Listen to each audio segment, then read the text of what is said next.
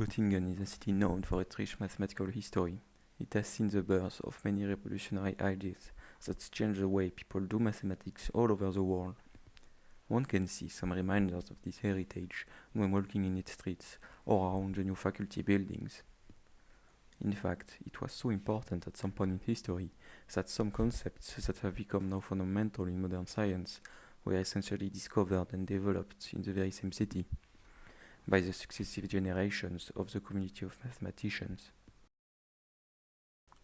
One of the most notable of this idea may be the notion of curvature and of what we call non-Euclidean geometry. Carl Friedrich Gauss was among the first to establish significant results regarding this idea.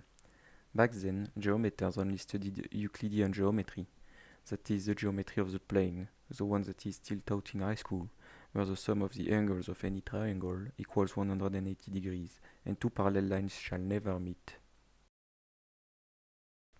But Gauss, like many others before him, wanted to study curved surfaces, like that of the Earth or of a hilly landscape, for example, not just flat surfaces. Now, on a curved surface, the straight lines are given by the paths that give the shortest distance between each of its points.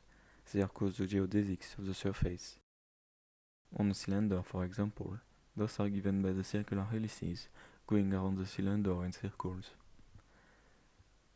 On a sphere, they are given by the equatorial paths, the circles in the sphere whose center is that of the sphere. With this in mind, there is no reason for the sum of the angles of a triangle on a curved surface to equal 180 degrees. On this sphere, for example, this triangle has three right angles, meaning that the sum of the angles is actually 270 degrees. That is because the surface is curved.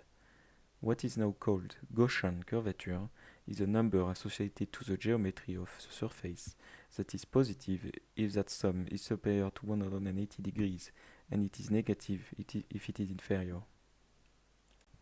One can only imagine how difficult it must have been to work on this kind of spaces, when for 2000 years the preceding mathematicians were only working on the flat plane.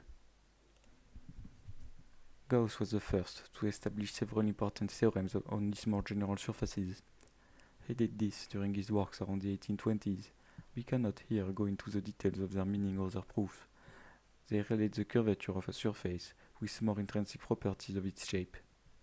They were extremely influential in the following development of geometry, and in some way they still find echoes in today's research. But another, perhaps even more important revolution came with the work of his student, Bernard Riemann, in 1953. The work of Riemann is a good example of the idea of abstraction in mathematics. He took the ideas and the work of Gauss and found a way to generalize them to an arbitrary dimension, even higher than 3, and he managed to compute the curvature of these spaces. Now, thanks to Riemann, we know that a line is not just a line, and a surface is not just a surface. A line is precisely a one-dimensional space, and a surface is precisely a two-dimensional space. Riemann managed to make all these definitions rigorous and to make computation with it. This had huge conceptual implications. Now, people could do geometry in 4, 5, 6 dimensions and with curved spaces. They could imagine the movement of bodies living on such spaces. They could do geometry without having the possibility of drawing the shape. Obviously, it is very hard for us to represent a curved 3-dimensional space, or even a flat 4-dimensional space. A 3-dimensional representation of these can only be flawed, but there is something even weirder.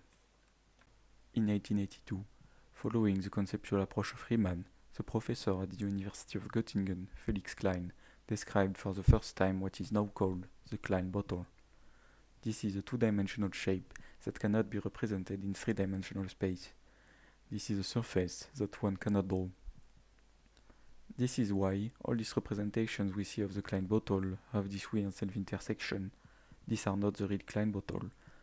The real Klein bottle can only be built in an abstract way or drawn in the 4th dimension.